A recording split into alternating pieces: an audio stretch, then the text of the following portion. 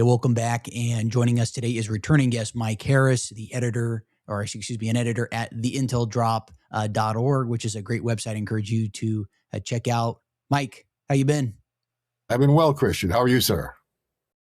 Doing pretty good overall. I am finding myself spending more time in the mornings, just kind of perusing on different news sites that people have shared with me, alternative sites, and just kind of hearing, seeing what's going on. And I get the vibe that there's a lot headed our way, especially I'm speaking to your average consumer in the U.S.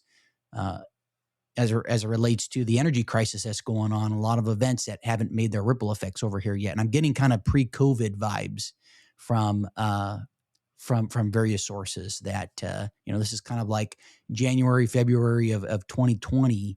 And it's kind of like brace for shock. Well, I think that we're headed that way. I think we're going to have an oil shock coming that's going to make the first oil shock in the 70s. I don't know if you were old enough to recall that or not, but it was ugly. And you had people lined up, a mile down the road trying to get to a gas station. And then you can only go in there and buy every other day if you have an even or odd, a combination on your license plate. And in some places, they were even restricting you to $5 or $10. I mean, well, gas back then was 69 cents, 79 cents a gallon. So $10 bought you quite a bit, but it's a different world today. Yeah, I was actually just filling up on gas this past weekend, and I was telling people that I think things are. I hate to sound like a pessimist because I know most of the stuff that I guess we talk about a lot of negative things, but I've been imparting to people, hey, probably stock up on stuff, just get extra supplies of whatever you need. And I did, for the first time, I went and picked up gasoline canisters, filling that up at the pump and just staging and prepping things, because I really don't know. I wouldn't be surprised if also we have a false flag, attack that might arise. And now, just today, I saw the IRGC just put out some, the Iranian Revolutionary Guard Corps just put something out as it relates to American corporations that they'll be attacking, if attacks continue. So, electrical grid. Which is very smart for them. The one thing I didn't see on the Iranians' list was BlackRock, Vanguard, and State Street. And those are really your aggregators. That's where the influence over American corporate industrial policy comes from. That's why Target was embracing, tranny clothes, and that's why Bud Light was hiring a tranny spokesperson, because BlackRock and those others implemented their corporate governance mandates down on them. And so that's why they did stupid things that alienated their customer base and cost them market share. But that's really the targets that they need to go after. I mean, if the Iranians wanted to do us all a favor, they should go ahead and nuke the city of London. And, like Muammar Gaddafi said that, actually. He said, if you wanted to end all war and all terrorism on the planet, nuke the city of London. It'll be over with in 2 days. It's done. So that was a Gaddafi say. He got it. He understood where the source of this infection comes from. Yeah, well, look, you look at the country today. I think there's two warring factions that exist over there in Libya, if I'm not mistaken. I mean, it's just like all these other regime changes that have been undertaken, so to speak. You look at what Libya did to Europe, and Libya is what was keeping sub-Saharan Black Africa out of Europe. And now that Libya is gone, those illegal immigration corridors have opened up. And now sub-Saharan Black Africa is moving into Europe. It's a problem. But there was a huge development in Europe yesterday. So this is they reversed their mandate of refugee for all, and they've reprioritized it to where they're going to begin aggressive deportations of their illegal immigrants that they have, and start sending them back home. They're reflecting the will of the people who want their countries back. They're doing in Europe what Trump promised he was going to do here, but we're still waiting for the mass deportations to begin. Yeah, and speaking of Europe, I saw as well that there were a handful of tankers that were leaving the U.S. and is supposed to be arriving in Europe before long, and those have been redirected. And apparently, that's created, I mean, understandably so, uh, some chaos there in the markets, and has having commentators speculate as it relates to what's going on. Well, one thing Trump did is he really created this energy shock, and this is going to be a shock. It's not happened yet. They've still had enough in the pipeline, to take care of things for now. But now there's bubbles in the pipeline, and when those bubbles and there's no product coming through, and Asia, all of Asia, is going to be in a tight spot trying to get access to oil, energy. There is some indigenous oil in Asia, typically off the coast of Malaysia, the Straits of Malacca. That whole area is a very oil-rich area. They've been pumping there for years and years. Yeah, but that's really the only game in town as far as Asian energy sources. I mean, everything else is Middle East or North and South America. But that's it's going to get tough over there. They're going to have a hard time. So are we. We're going to pay a lot more money. Where I'm at right now, diesel was at about $3.35 a gallon. I went and filled up yesterday. It was $4.89. And that's happened in 2.5, 3 weeks. It's really gone way up. And as the shortages become more acute, it's going to keep going way up. So let's just see what happens. This is going to be a very, very bitter pill for our economy to have to adjust to swallow. And this all could have been avoided. This is on Trump for obeying Israel's orders and being, instead of putting them first, instead of putting the American people, the will of the people first. And that's one of the things I wanted to talk about today is, we hear this coming out of the Trump in his newsroom about how he values loyalty and he wants people who are loyal to him and unquestioning and things. Well, loyalty works two ways. And he made some promises that he's not keeping. He promised that he was going to be the peace president and get us out of wars and keep us from getting in wars. What has he done? He's probably gotten us into the biggest war since probably Vietnam. And this is going to be ugly. So he's done that. And then he promised he was going to go with mass deportations to get elected. And now he's backed off of that they're going to stick with this only going after the worst criminal element. That's not what I voted for. I don't care if they're criminals. In my opinion, they're all criminals, because if they're here and they're working, they came across the border illegally. How are they identifying themselves for their employer? They have to have a social security card. They have to have some form of ID. So they've committed another crime of identity theft in many cases. And then, they're welfare parasites. And so they keep taking money out of a system that wasn't designed or built for them. And, none of the regular people in this country have any benefit from them being here.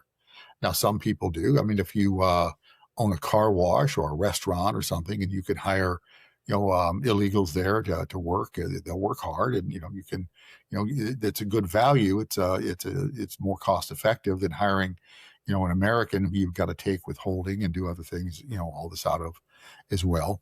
And so it's cost effective for the employer to do it, but the employees who got shunted aside because they put illegals in there. Like when I was a kid, one of my first jobs, I was a dishwasher, and I made $1.60 an hour minimum wage.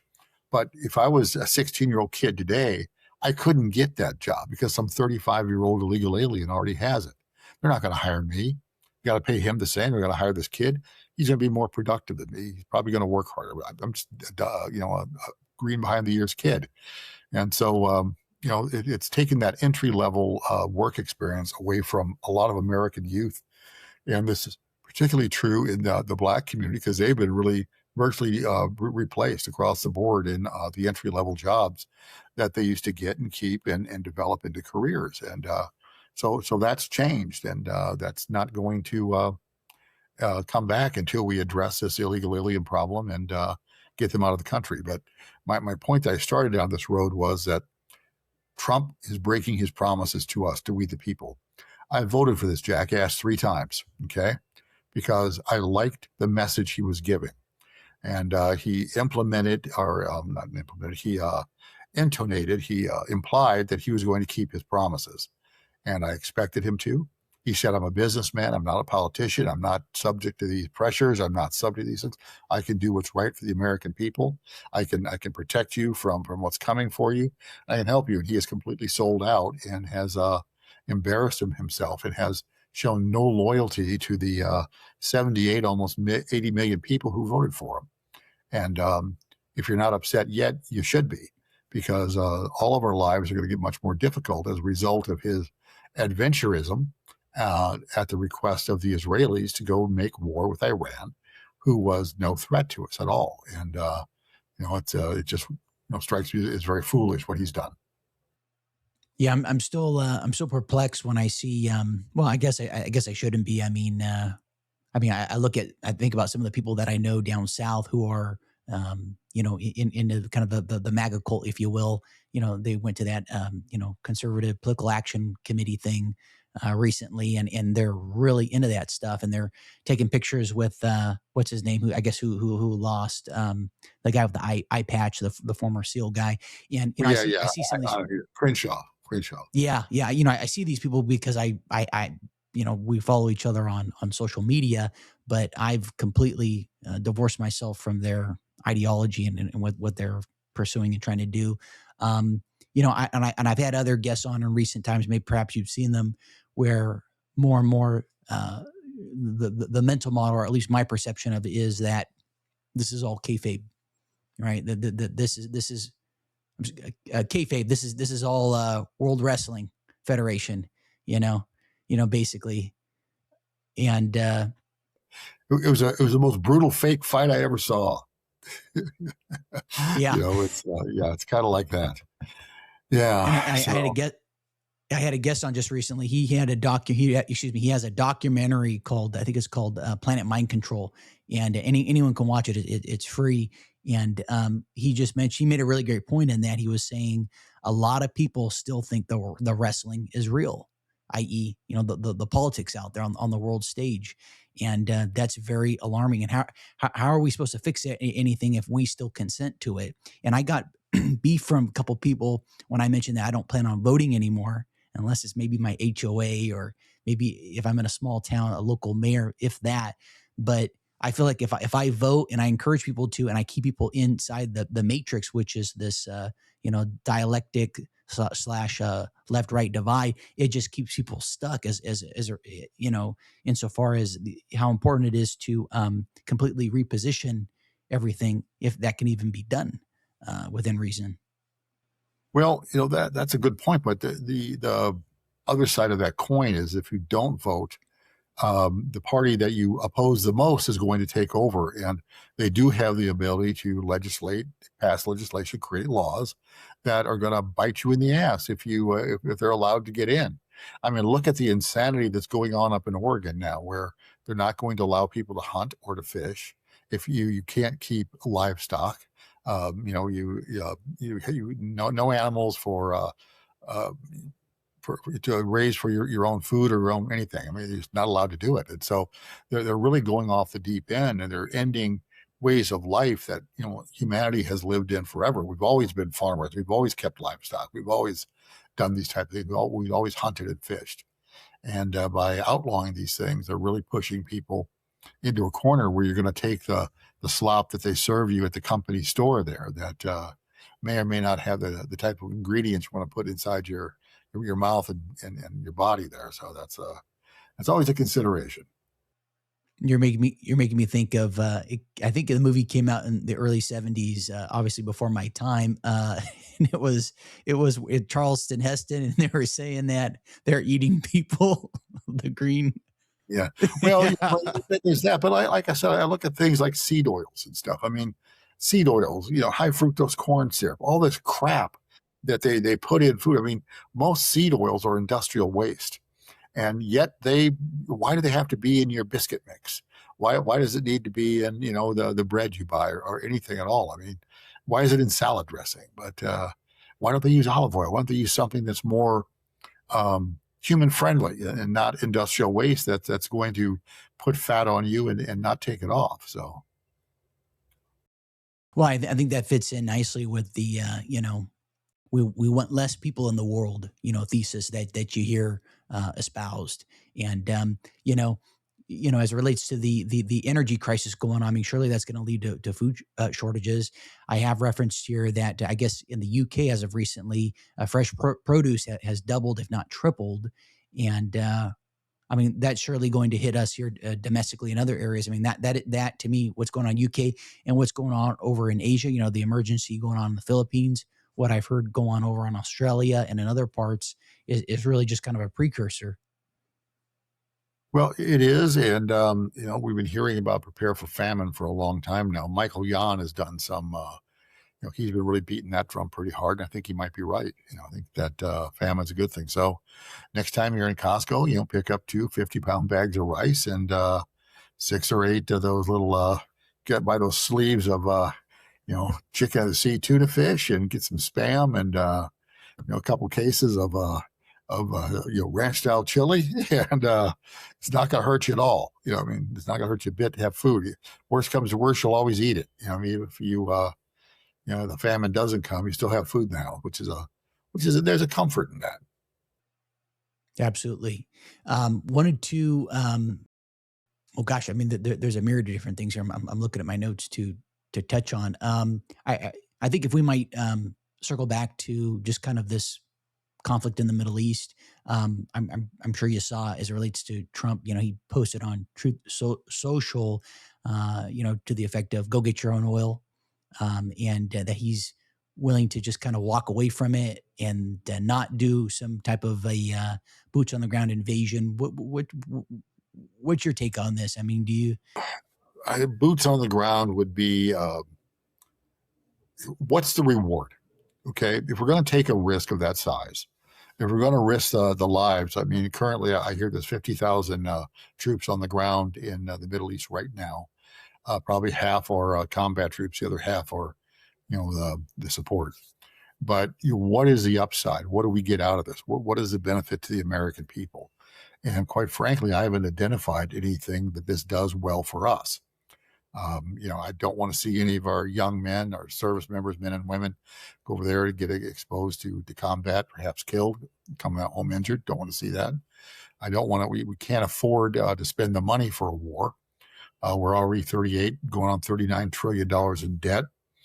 So we got to go out and sink another $5-6 trillion on this that we don't have, that we'll have to borrow from the Chinese, who probably aren't going to support our treasury auctions these days.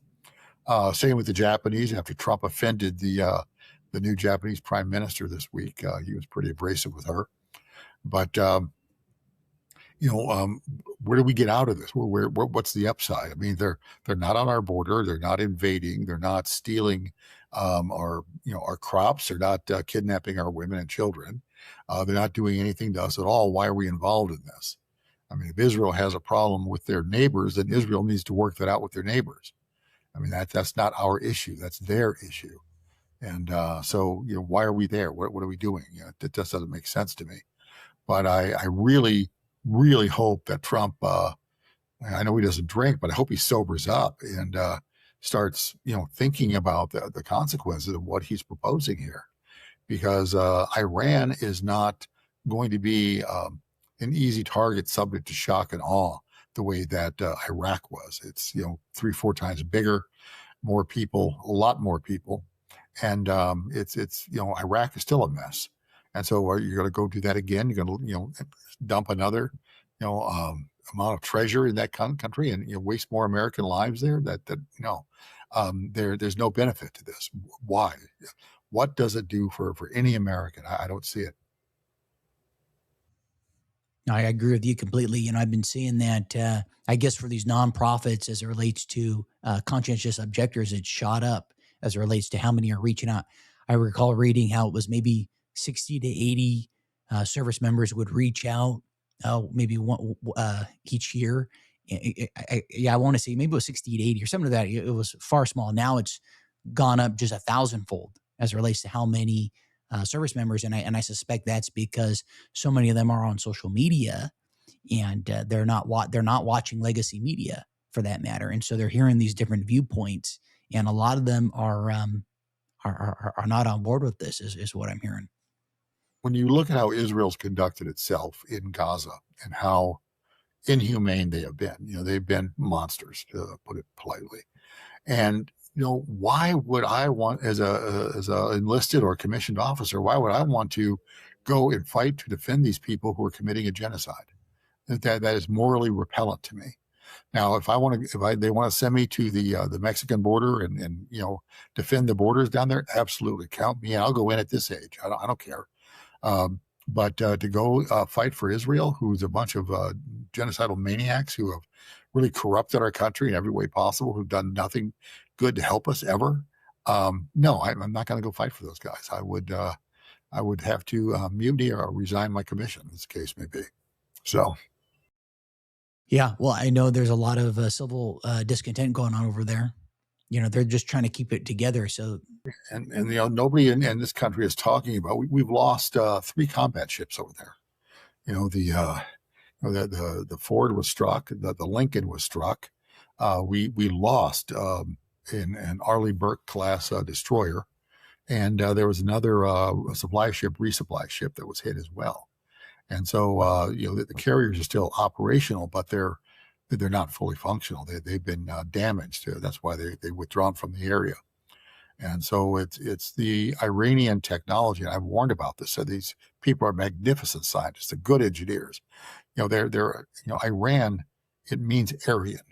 And, you go back, you look at European history, you look at what Hitler was about, the Aryan people, the master race. They have the highest IQs in the world are some of these people. And, that's why they're so good at the things that they do. And for the Trump administration to sit back and think that they're not doing anything, they're not preparing, when they've been adversarial to them since that 1979 revolution. If we'd have just gotten out of the way and let that government implode from the inside by putting pressure on them, we prop them up. And so if you just leave them alone, the people get tired of them, they'll retire them themselves. They'll retire the mullahs when you need to, but quit pressuring on it, trying to control the outcome. Let it be. I mean, every people have the right of sovereignty and to decide who's going to govern them, what the rules are going to be. That's not our job to impose this upon people. That's those people, that group, that tribe, that nation, to decide how they want to govern themselves. And butt out, get out of it. If you don't want them to be a threat to you, then get along with them. Stop aggravating them. Stop assassinating their leadership. Stop assassinating their scientists. What people in this country don't understand is how aggressive Israel has been with the programs of assassinating Iranian leadership and Iranian scientists, particularly nuclear scientists. Been going on for 20, 30 years. They've been brutal about it. I mean, probably hundreds of people have been killed because Israel pulled the trigger on them. And so you get tired of this stuff. But if Israel wants to live in peace, then be a better neighbor. Quit being the belligerent, quit being the bully. I mean, okay, you're a small country, you're little, you have short man syndrome, you got to show everybody how tough you are. No, you're just obnoxious. I mean, be a better neighbor. Don't threaten your people. Get along with them. Cooperate. It's work together for the greater good. It's pretty simple math. Well, you remind me of the 60 Minutes interview that was done, and I had the person as quoted, a retired Mossad agent having said, I'm sure you've seen him, I'll share with the audience for those who haven't. We create a pretend world. We are a global production company. We write the screenplay. We're the directors. We're the producers. We're the main actors, and the world is our stage. Wow, wow. They took what they learned in Hollywood and they've applied it to everything else. That's you can see it. There's still the debate going on out there about 9/11, about did planes really hit the towers or was that all CGI? And there's that's I'm not going to touch the topic because there's no end to it, but that's something that wouldn't surprise me. It's just like a movie. It just has to be realistic enough. But if upon careful examination, nothing about 9/11 makes sense. And by the way, the problems we're having in Iran right now, they all started on 9/11. And there's others who'll go back and say it started in November 23rd, 1963. But all of this is all tied together. I mean, everything from the JFK assassination to the 9/11 terrorist attack, which was done by Israel and elements within our own government that brought that down. And it brought us to the point where we're at right now today. This is it. It's all because of this. Everybody's going on and on about the TSA agents and how we can't live without them. The airport travel is so miserable, 4, 5, 6 hour wait times to get to the TSA. Well, you know what? The TSA is a new thing. It didn't exist much before 9/11. It didn't exist at all. And once 9/11 happened, they already had the Patriot Act drafted, which is giving the legal justification for the surveillance state they're constructing around us. And what the TSA did for Bush is we just had 9/11. Everybody is thinking that the stock market is going to crater and the economy is going to stall. So what's the antidote to a stalled economy? More jobs. So Bush went out and hired 2.5 million more government workers, did that over the next 6 months to a year, and his employment numbers were going up and up. And look at how good the economy is going because the government created new jobs that did nothing to create any wealth, didn't do anything to improve the economy, where it didn't increase the GDP at all, but it did hire people, and that made the economic numbers look better for that first year. So they bluffed their way past the recession that 9/11 should have resulted in. The other thing about the TSA is nobody realizes this is, do you know how many terrorists the TSA has caught, actually identified and captured, taken out of line, and prevented from getting on an airplane? I imagine zero. Zero. None. So really, do we really need the TSA? Is that really what we need? Or does the TSA serve other agendas? Like, well, let's see how compliant we can make them be. Well, and not only is it bad enough they have to go through the metal detector, now let's make them take the shoes off and your belt. And oh no, your tube of toothpaste is too big. You got to throw that in the bucket over here. I mean, this is all stupid shit to measure how compliant we're going to be, that we're just going to go along with this. Well, if you don't like it, you don't have to take the airplane. Well, I already bought the tickets, jackass. I'm taking this plane, so yeah, I'll throw my toothpaste away. But this is the kind of stuff that they do. It's just stupidity, and we go along with it. But it got the employment numbers up, kept Bush avoided a recession because of 9/11, and now we have a new government agency that gets to track and screen everybody that travels on an airplane. It's really kind of sad. So. Well, speaking of surveillance, I just came across an X post by this guy named Jason Bassler. I don't know much about him, but he shared Palantir now controls 30 plus federal agencies, DHS-wide data fusion, help surveillance infrastructure, masterless database of all Americans, law enforcement pre-crime intelligence, and now the Pentagon is making Palantir AI its core military system. One company running government, running the military, running the surveillance on all of us. And then he ends it with what could possibly go wrong. And I had to tie that in with the merging more of private and government that we're seeing out there. Well, if you really look at, they tell us what they're going to do. I mean, there was a TV show out a few years back called Westworld.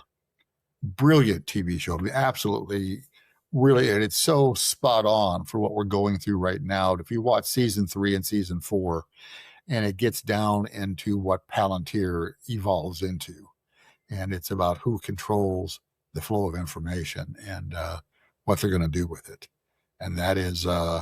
That's the world we're heading towards, and it doesn't look that great. It looks kind of,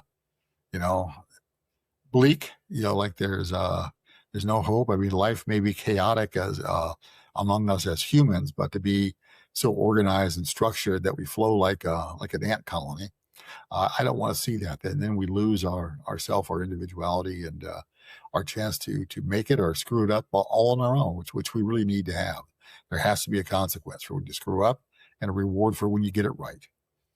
But the system took all that away. But it's a really, like I said, I love the TV show. I watched it twice now. It's really profound. And in this time frame, when you're looking at things like Palantir and robotics and AI, it really back in what I think it was 2004, 2006, something that came out. They were really 20 years ahead of where we're at, where we find ourselves, 5 years from now. So it's quite fascinating. I highly recommend it. It's a fun watch. I mean, it's just fun, but it's quite cool. So Well, I was going to comment and say that I often hear, Hollywood is a reflection of society. And I think that there's, I mean, obviously it's very evident, obviously intelligence agencies have a hand in Hollywood and directing things and et cetera.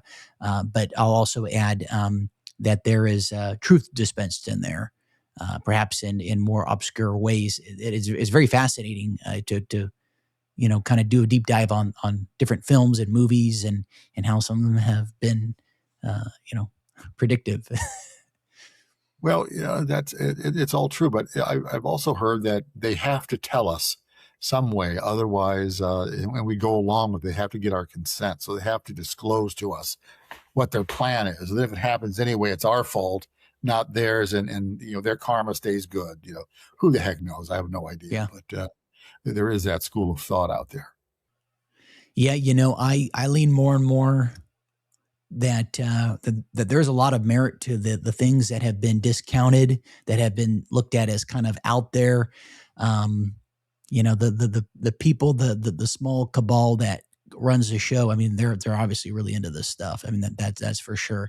And I'll also add that as far as the information warfare going on, I would say, and I don't postulate to be some geopolitical expert or analyst, but I feel like we're and I've said previously on the show that we're already in a global war.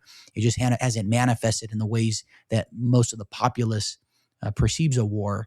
And I've had other people on reference fourth and fifth generation warfare. Fifth generation, if I'm not mistaken, is pertaining to like information warfare. The fourth one was with like terrorism and things of that nature. So we're that is already going on. Of course, it's just not at an overt, obvious level that's kinetic, so to speak. Well, obviously now with the Middle East going on. So yeah, common themes, and I'm looking at my notes here, engineered shortages coming, an engineered crisis. I think so. I mean, let's go back to the energy crisis with going on in Iraq. And, we had the fire in Port Arthur, Texas. Russia had one of their big refineries attacked. I mean, suddenly refineries around the world are going up in smoke, literally.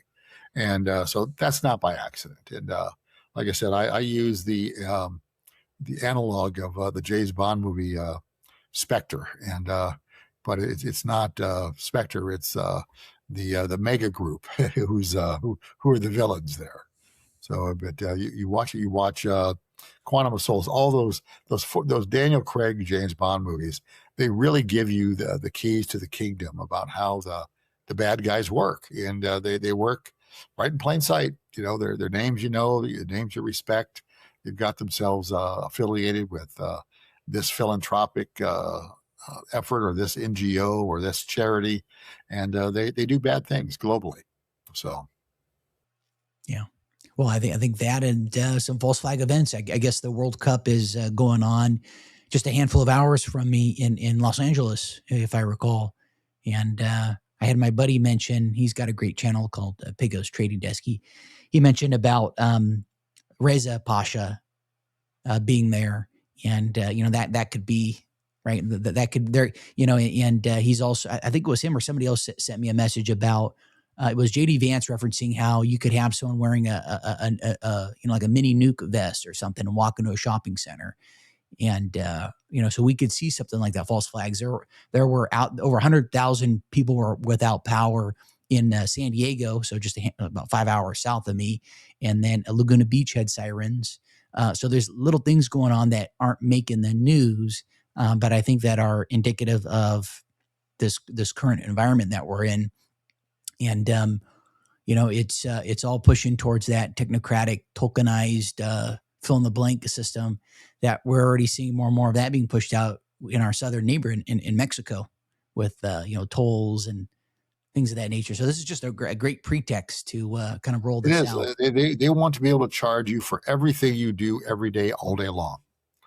They want you to pay a bill for it. I mean, the next thing that big thing is going to go is water. I mean, that's they've already been trying to put the framework to privatize the global water supply. But all these things are coming. And you mentioned about famines coming out a minute ago, and you look at how many food processing plants have burnt to the ground, how many egg farms have burnt to the ground, how many dairy barns have caught on fire. I mean, it's like they're deliberately attacking the source of the food supply, not all at once, but the high production facility here, high production facility over there, high production facility in another country, and they keep chipping away at it. If you lose, let's say you lose 3% a year, after 5 years, you've lost 15%. That's a pretty serious dent in the food supply. That's going to cause people on the edges, on the margins, to have some problems.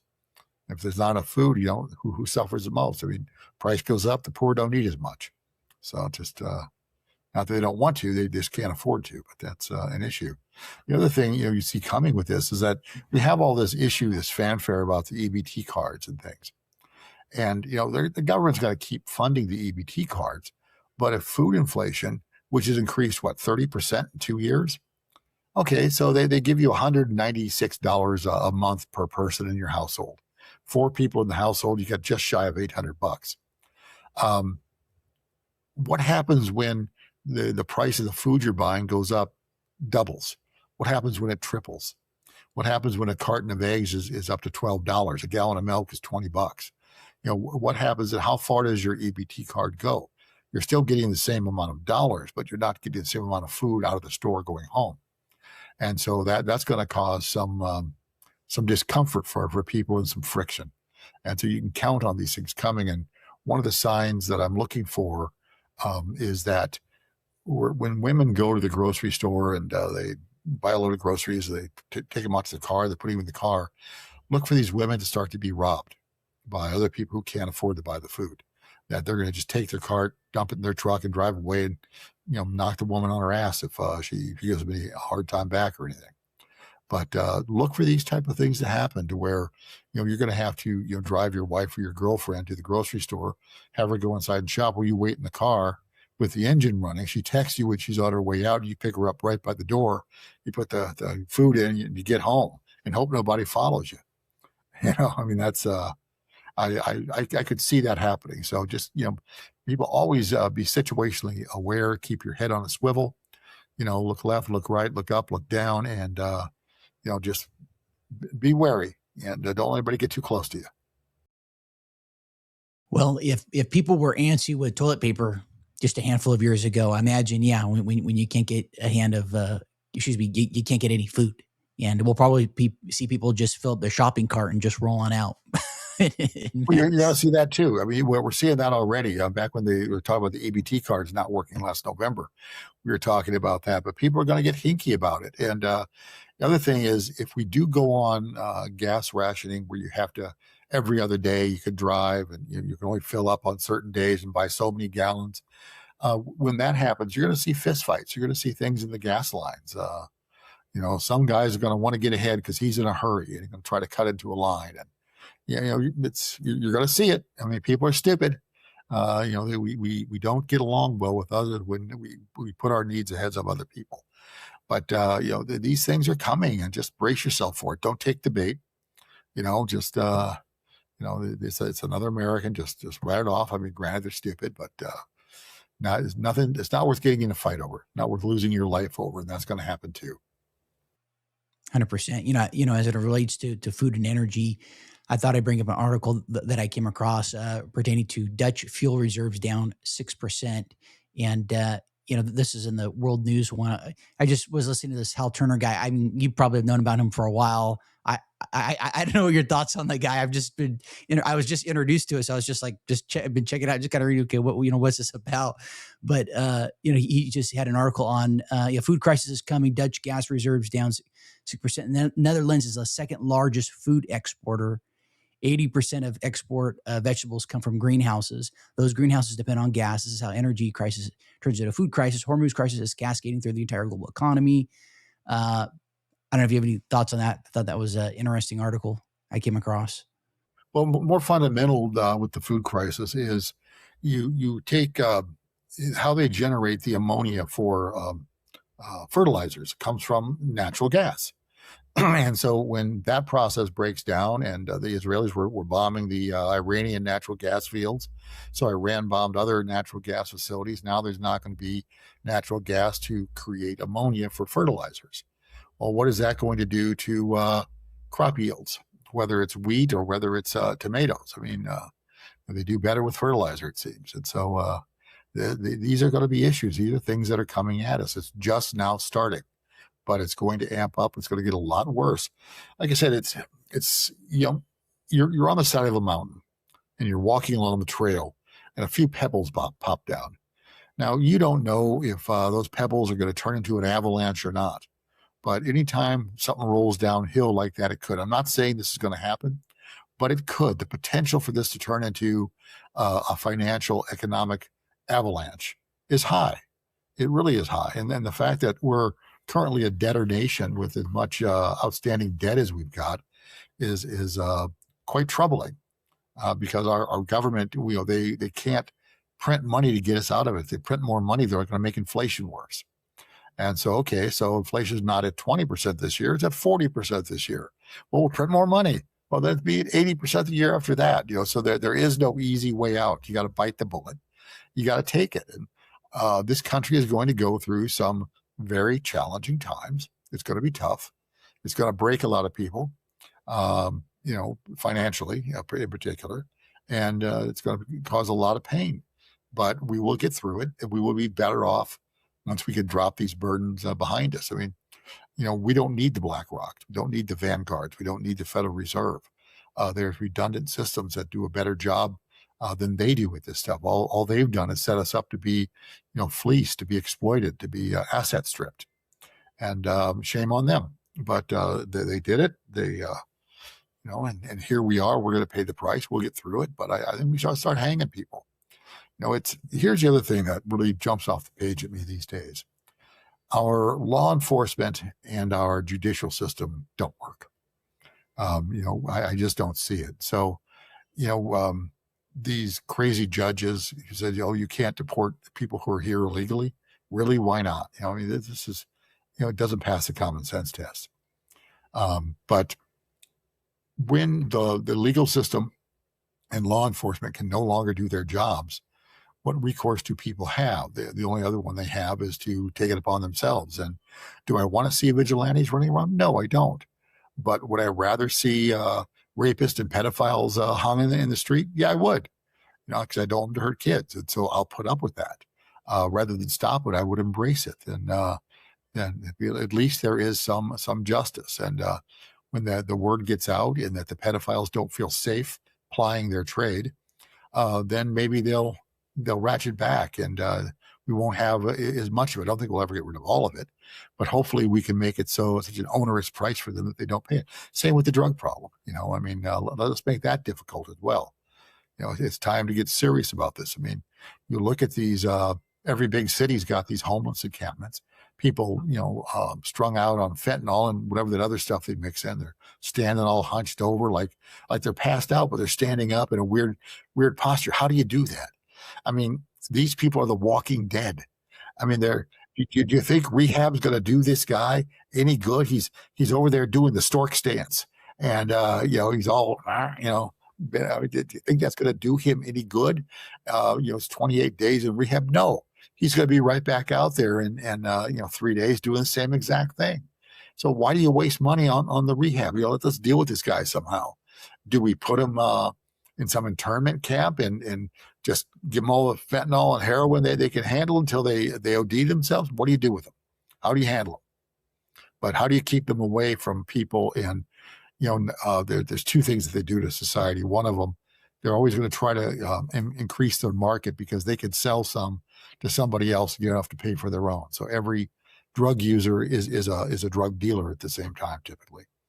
So how do you get these people to back away from this? I mean, like I said, they're not going to go through rehab. They're just not going to do them any good. So they make the problem bigger. They make it bigger. They make it bigger. So we segregate them and give them all the free fentanyl they can stand. Let them be the master of their own destiny. I don't know. I'm looking for answers. It's I don't want to turn them into soil and green. They're polluted. Food, they're toxic. Yeah.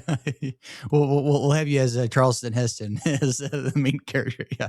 I'll have to watch the movie at some point. I haven't seen it yet.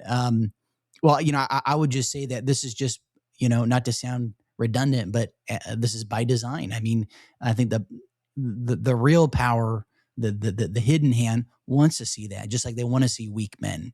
They want to see people confused and in a malaise and unproductive and unmotivated. I've shared on another episode that I know of somebody who is middle aged, and this individual is not mentally ill. This individual is not on drugs. They have kids. They're separated. They're on their own, but there is zero motivation, zero, and there's only so much I can do to help people. Well, let me chime in here about this here, because you know what? Once you figure out that the deck is stacked, the game is rigged, no matter what you do, you're going to get screwed. I mean, how many times you have to stick your finger in the light socket before you figure out that it hurts every time, and you quit. I mean, what this person needs, what every person in this country needs, is we need a meaningful win, something that's going to change our life and make it better. A steady job. I mean, we need sound currency. We need predictable tax code. We need, all these things that allow for people to build lives and to have stability. And when there is no stability, and when every opportunity you've had has been, blows up in your face, and white men in particular. I mean, where all white men are evil, all white men are racist, all white men are sexist, all white men are, everything negative. Well, you know what? Screw you. It is what it is. And whether it's a matter of being sexist or whether these young people have been pre-programmed to be overly sensitive, that's a whole different conversation. But white men have had really the shit kicked out of them every way. I mean, we're told we're racist, we're told we're evil, till every problem in the world was our fault. We created it, but you know what? We didn't. We built this world into what it is. The reason you have electrical power, the reason you have a computer in front of you, the reason you drive a car, the reason your house has air conditioning and central heat and cooling is because of the work of generations of productive white men who created these things that make our world more comfortable, make it a better place. The reason you have access to good dental work and access to medicines and access to these things that people didn't have. I mean, you go back 150 years ago, you had a toothache, most of the time it got pulled because there's no way to treat them. And, a toothache is an extremely painful thing. Ask anybody who's ever had one. And so, these are things that made life better. We were on a pretty good trajectory toward living longer and longer, but they've reversed that by poisoning the food supply and everything else that we eat that has toxic elements in it that are, not any one of them is going to kill you, but cumulatively they will all shorten your lifespan. And so instead of living, 85 years, you might only live, 71 years, 72 years. Because your health is degraded. You got diabetes at an early age. Your heart's bad. I mean, all of these things that are dietary influenced. And I have to blame people too, because have a little discipline. Select what you eat. Read the labels on food. Don't buy the stuff that has cottonseed oil in it or soybean oil or stuff. Don't buy it. Leave it home. You want bread? Bake your own bread. It's not that hard. It can be done. But there's just a number of factors working against, everyone. It's not just white men. Look at how women treat men these days. I mean, they expect, like they're all princesses. They're all little, selfie princesses here, taking pictures of themselves and sending them around and things. And, come on, be a little realistic here. I mean, this is you don't have to have a college degree, but, that's the other thing that surprised a lot of people is how well the trades are doing. I mean, if you're a machinist, if you're an electrician, if you have plumbing skills, these guys are making bank these days. These, any tradesman in New York City is going to be making between $250 and $400 a year, $400,000 a year, and that's good money. And so, our world is in a state of flux. It's changing. Our government harmed us. Started in 1970s when Kissinger went over and opened up China and started developing that. And then in the 90s and early 2000s, everybody was running over to China to ship as much American manufacturing as possible over there. And it was Bill Clinton who came out and said that we're going to get rid of these dirty manufacturing jobs. We're going to fill our country with high-paying knowledge, technology jobs. Well, I'm still waiting for those knowledge jobs to arrive. I haven't seen them yet. But meanwhile, our manufacturing jobs are in China and other locations overseas, and it's not benefiting the American people. We're not creating wealth. We're not generating things that can be sold to the rest of the world. Meanwhile, we're sending China, $500, $600 billion a year in trade surplus payments that we're paying them for stuff, cheap Chinese stuff we bought that we sell here. And so they're doing quite well. They're making bank while we're really depleting our savings account, our future account, and where we're doing it with money we borrowed from the Chinese to buy Chinese products. That they not only are they getting the profit off of selling the item, but they're also getting the interest off the loan to buy the product. So these are things that American policy needs to adjust. Our government has failed us in so many ways, and when we've gone from an economy that was a manufacturing economy, and now we're a financial services-oriented economy, to where we generate the illusion of creating wealth by generating higher numbers by transactions. You buy this company, you sell that company. You buy these commodities, you sell that commodity, and that's how we've turned our economy into. And that's not a way to like I said, you're not going to create wealth that way. And so people need to understand this. We need to retool our whole country and reindustrialize. And then you wouldn't have this class of people like you were just mentioning, this friend who has no motivation. I mean, why should he? I mean, what kid can afford to go out and buy a house now? You're 25, 30 years old. Even if you're making 120 a year, which is better than most are doing right now, you still don't have enough money to qualify to buy a house. If you're in California, where you're at, Orange County, good luck. That's good luck with that. There's first, you're not going to find much for less than $900,000, and you don't make enough. Even if you have a girlfriend or wife that works, you don't make enough together to qualify. So you wonder why people are not motivated. There's no reason to run. What's the prize? What's the incentive? What are they going to get out of it? How's their life going to be better? Are they going to have stable job going forward? Are they going to be working in this gig economy where they go from employer to employer to employer over a course of years and being 1099 every step of the way? I mean, what is our national life going to look like? And these are questions we have to decide what we want, because it's within our power to create it. And I say this every time I'm on your show, Christian. We have no problems we can't fix. We just have to exert the political will to make it happen.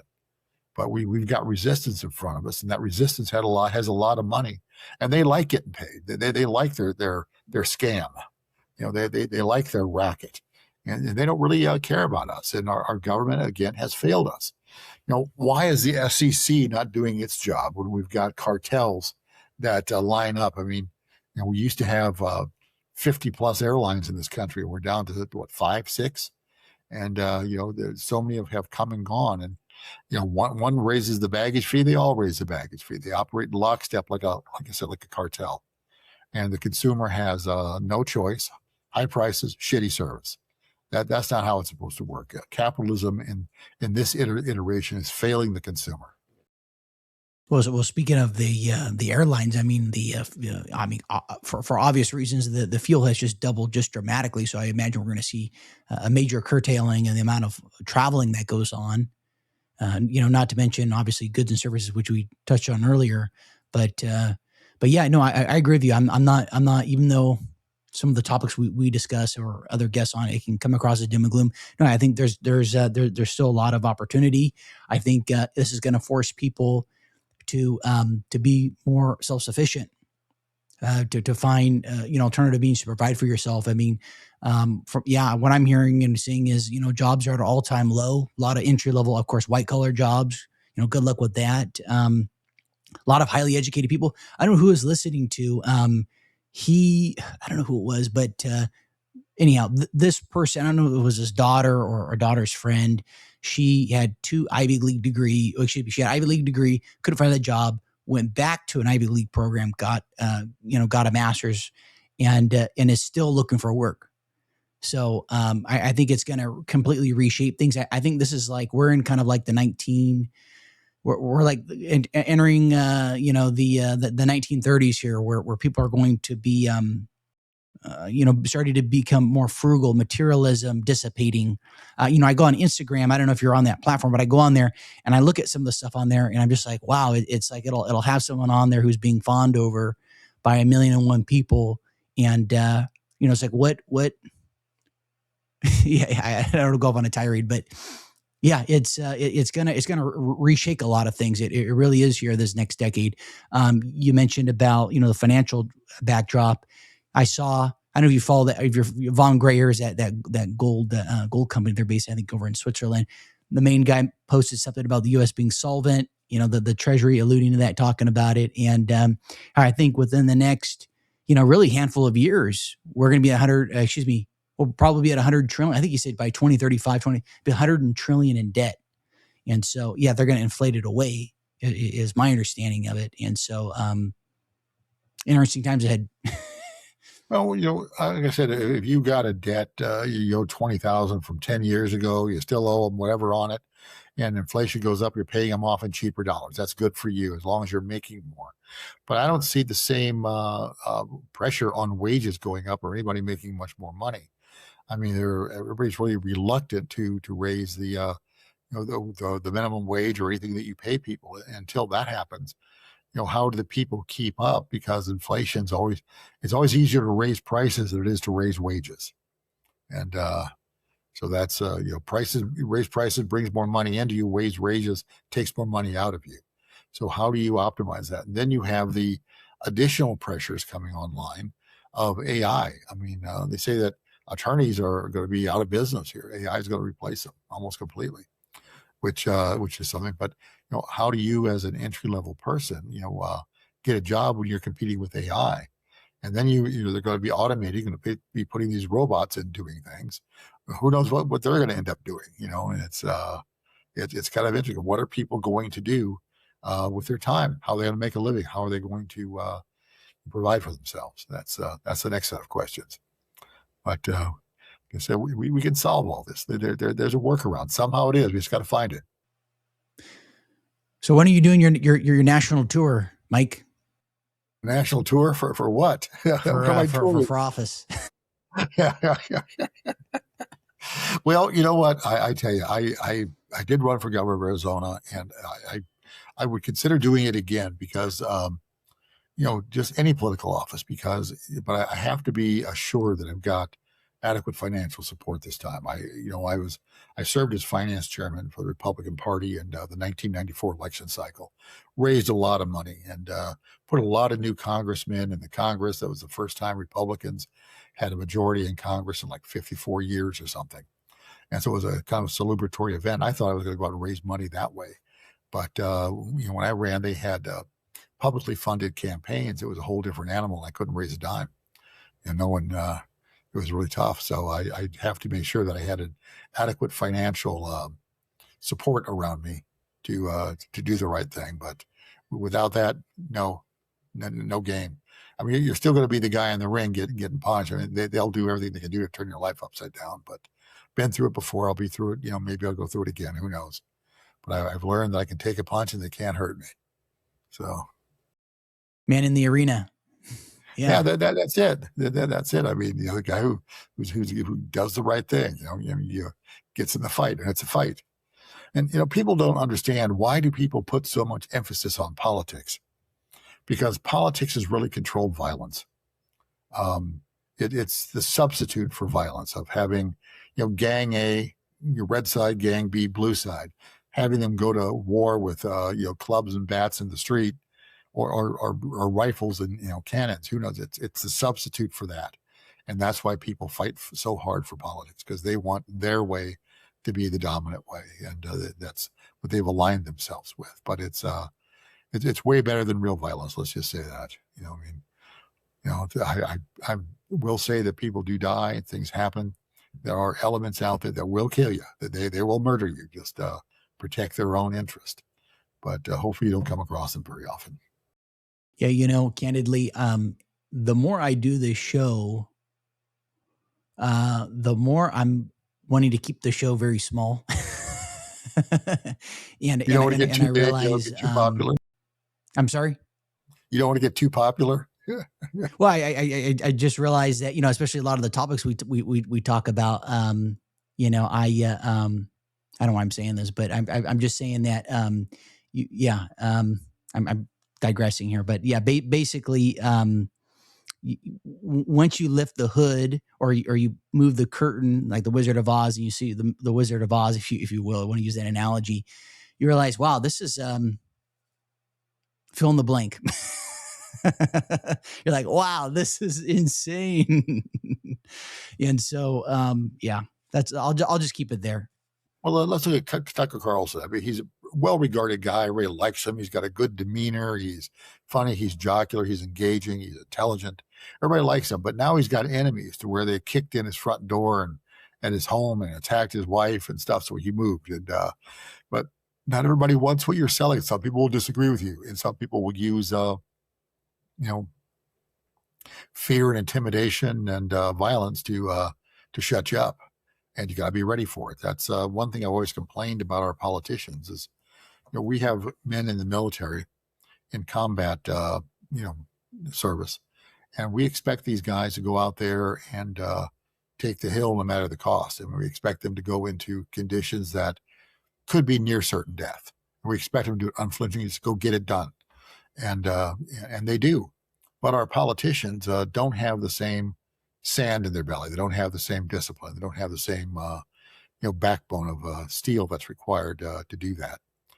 Someone makes a threat against them, and they come apart like a $3 watch. That's the whole cartel thing. We can give you gold, or we can give you silver. I mean, we can give you lead, or we can give you silver. I'm sorry, I misspoke. But and so nobody wants the lead, so everybody takes the silver.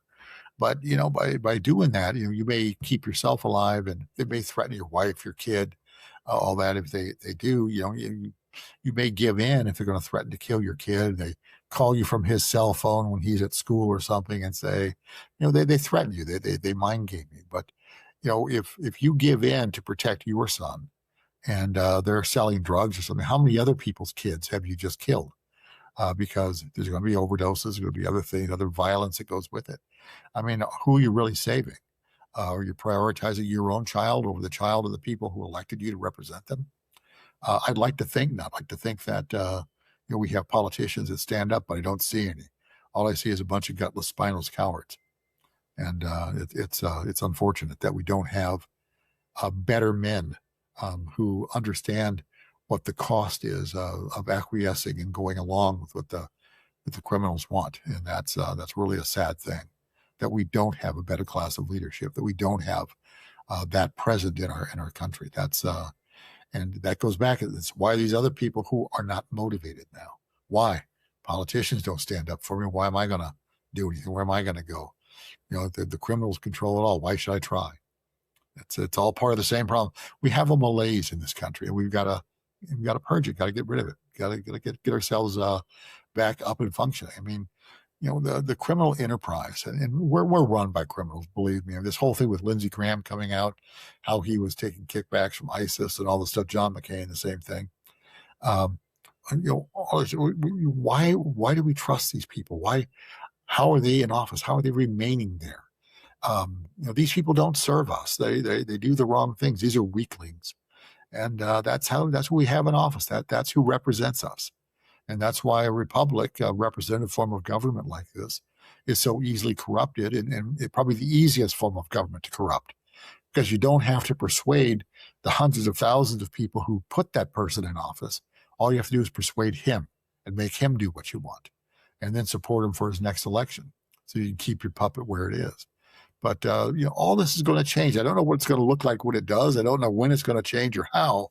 But I know that the system as it is, it cannot go on. We're exactly where the Soviet Union was about 1990, just before the Berlin Wall came down. And I see the end of the American empire. Now you look at the Soviet Union, which was different than Russia. Um, Soviet Union came apart, but Russia stayed. So what is going to be left of the United States? How are we going to reconstitute ourselves once our currency is devalued completely and we've lost our global position of power because our military has been proven to be emasculated by the Iranians, who have superior technology than we do. I mean, that's the U.S. sitting back and just that was our system stealing too much. Crime does not make for a robust or resilient country. And so whenever we have, we're still using what I call those cruise missiles, the Tomahawks. The Tomahawk missile was a platform that came out in 79, 80. That thing's 50 years old. Why are we still using that old technology? Why did we rely so heavily on that? Because we had a position of superiority. No one was challenging us. No need to change it. But it should have been changing anyway, because now we're outgunned by the Russians, the Chinese, and Iranians, who have superior technology militarily than we do, because our military contractors sat back there and they, what's the right word? They harvested the mature product lines. They didn't have to go out and reinvent. They didn't have to put more money in R&D to create new platforms. And so here we are. We're behind the curve. Our Navy is sitting ducks to these hypersonic missiles and hypersonic torpedoes. We're drone warfare has changed. The fact of how ground warfare is committed. I feel bad for anyone in infantry position these days. It's not the game that it used to be. And Trump was going to put 2,500 Marines down there. And all right, so what would Iran do? Well, if I was Iran, I'd send 10,000 drones after them. And you have 4 per Marine on the ground. I'd wipe them all out. That's what I'd do. But hopefully Trump sobers up and doesn't commit ground troops there and get our young men killed. I mean, they're too important. These are people's sons, brothers, husbands. We can't lose these guys. We got to protect them, and we're not protecting them by sending them into a war that they cannot win in conditions where they're almost certain to be killed. And so, our military planners and our leadership has got to do a better job. And I'll go back to Trump again. He has, loyalty works both ways. He demands loyalty from people, or we the people have to demand loyalty for him. So get us out of the stupid war and get with the mass deportations. Those are 2 things that you can do and do effectively. So get us out of this Iran war. Get on your knees and beg forgiveness from the Ayatollah's son if you have to, but get us out of there. This is a loser. And, I don't know what they've done to Trump, but he doesn't seem to be the same person that I voted for, who was campaigning and seemed so glib and so effective and so uplifting. And now he seems like an idiot, who works for Bibi Netanyahu. If Bibi's still alive, we don't know. But, Trump, what happened to you? Is Susie Wiles, who used to work for Pfizer, is she drugging your food so that you're a pliable puppet now, that you'll do whatever you're told? I mean, you're acting irrationally. And so, you better realize that you're the president of the United States. You have the global stage, and the things you say matter. And so act like it and conduct yourself as a president of the United States and not like some fucking cheap-ass New York gangster. And that's what Trump comes across as. He comes across as a gangster. He comes across as a gangster. Come on, dude. Figure it out that you're not what I voted for. I mean, come back to your principles. Come back to center line here and do the things you promised to do. And you'll be fine. And chief among those is renounce Israel. Divest ourselves from them. But we want nothing to do with them. Let them stand on their own. We don't need to go down with their ship. We didn't do that, but we support it. And so shame on us for that. So when our own military is jamming the septic systems within the aircraft carriers with sheets and T-shirts and everything else that'll flush down it to plug it up so they don't have to go into combat when they start a fire in the laundry, these type of things, so they don't have to go into combat because they don't want to go and fight and die in a war for Israel. That's pretty telling. That there is no support for this war. There is no support for Israel. They have In spite of their trillions of dollars of investment in their political capital, they have squandered it, and nobody believes their bullshit anymore. So it's time to start getting truthful. It's time to start, doing what's right for the people in this country, doing what's right for the citizens here, and let Israel figure out their own way. And Israel can start by being a better neighbor. Stop trying to kill everybody within 1,000 miles. That would help them. Well, I don't know. Was that not that I'm necessarily a fan of him? I think Brett Weinstein mentioned about how a lot of moral capital was lost that was there post World War II, has now completely eviscerated in the public eye because of events in the last handful of years. And so, I think there's something to be said about that. Go back to 9/11. I mean, the whole world was crying for us. It was so sympathetic and so supportive about the attack on the Twin Towers. And you look at how we've changed in world opinion from then until now. And boy, oh boy, it's just ugly. I mean, they couldn't have tried much harder to make us look bad and to really squander, like Weinstein said, the political capital that we had accrued. It's gone. And we look like a bunch of thugs and brigands and, just crooks, criminals. Like I said, Trump comes across as a New York gangster.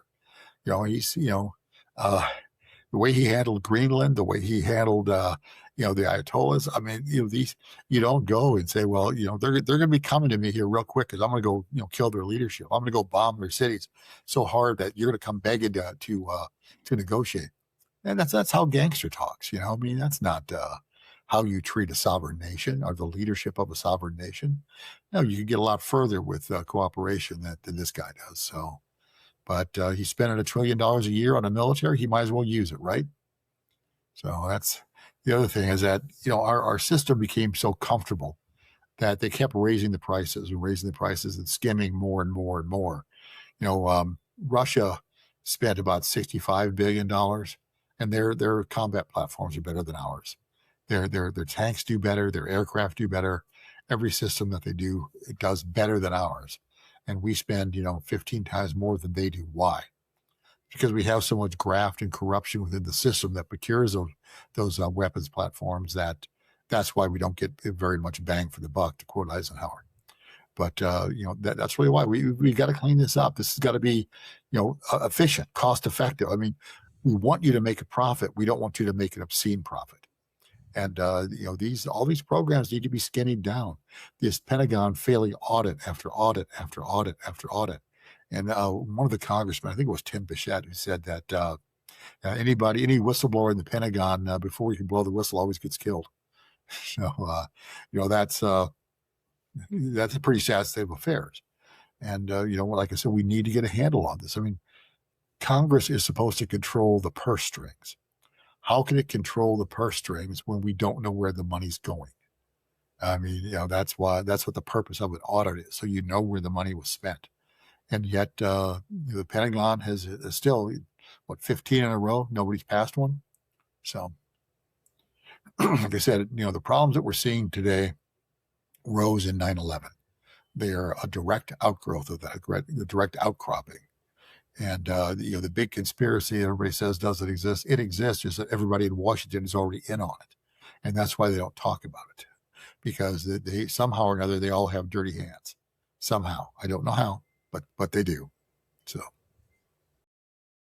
you remind me of the blackmail and other means by which people are controlled. I don't know if you saw by chance. I had an episode with a lady named Max Lowen, and was she the one talking about Aristotle and Plato? No, that was Courtney Turner. She is a SRA, satanic ritual abuse survivor, and she talks about being trafficked and the stuff that goes on underground, and it's pretty mind bending. And so, I think, and this might sound naive or fill in the book, whatever you're going to call it, but I just feel like everything has to be completely repositioned, like ground up, like completely repositioned. It has to, and that's end. So, I guess I'll just say that, but, I know it's been a couple of weeks since we spoke. Mike, is there anything else that you'd like to share? No, I'm just concerned for the country, and I think your advice earlier to begin to pick up an extra few cans of food every time you go to the grocery store, start setting things aside. Don't forget to stockpile water as well. If we do have a grid situation that happens, the water pumps aren't going to work after the first couple of days. Neither will the sewage processing. So be prepared for that. And people, get yourself fit, and take care of yourselves. I mean, take vitamins. I mean, if you're eating rice and beans every day for a year, you're going to want to have multiple vitamins someplace. So you pick up a vitamin, add it to your stockpile someplace. I mean, take care of yourself, but get yourself fit. I mean, I don't know what your fitness level is, but whatever it is, improve it. And if the grid's down and it's bumper to bumper traffic, you got to get out of Dodge.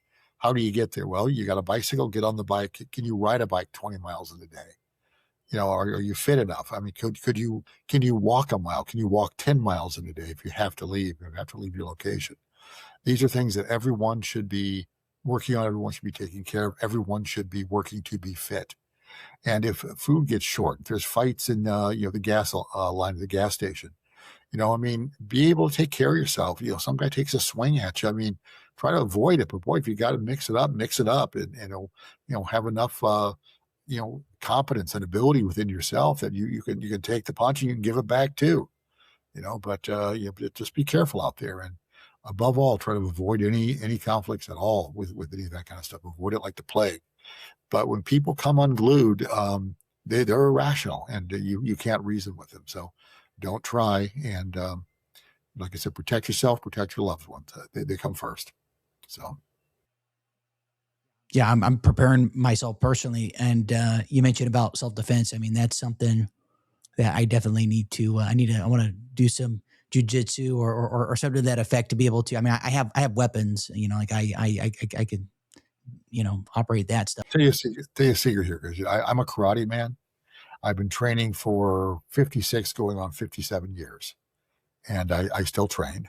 And no, like I said, I can handle myself. Can't handle myself as well as I did when I was 40, but I've learned more. So but you adjust, you adapt how you do it. But I highly recommend something. I don't care if you box, I mean, I don't care if you're a karate guy, jiu-jitsu is good, but jiu-jitsu, you have to go to the ground. I don't want to go to the ground. I want to destroy the guy standing up. I don't want to have to wrestle around, because if he's got two buddies with him and you're on the ground with him, they're going to stomp the shit out of you while you're trying to take him down. So that's why I don't like to go on the ground. I like to stand up. But that's just me. That's a good word. I need to look into that. And then yeah, stocking up on items. Yeah, that's become more evident. And then I haven't really done this with guests before, but if I might ask, if there are any books or websites. Obviously, you have your own, which is great, theinteldrop.org. Books, things that you've come across, literature that you feel would be insightful or helpful to the audience. Well, currently I'm reading Meditations by Marcus Aurelius, and I highly recommend it to anyone. It's a good book. It's very philosophical, but it'll tell you a methodology by which to examine the world and conduct your life. It'll be beneficial for you. I have that book. I'm actually looking at it right now across from me. That is that is an excellent one. Excellent book. I've given away probably 5 or 6 copies to people who I know I think would benefit. So. Yeah, there's something about reading something that was written, I don't know, maybe plus or minus 1,700 years ago by somebody, and it just it's just a visceral. I don't know how you describe it. If you're reading something that somebody wrote, someone experienced about life. So yeah, it's excellent. Then I thought I'd share a book that I recently came across, and it's by Joseph Murphy, who I guess is actually he's an Irishman. He's originally from Ireland, and he wrote a book I think in the 60s. It's called The Power. Might sound kind of cheesy, but it's called The Power of Your Subconscious Mind.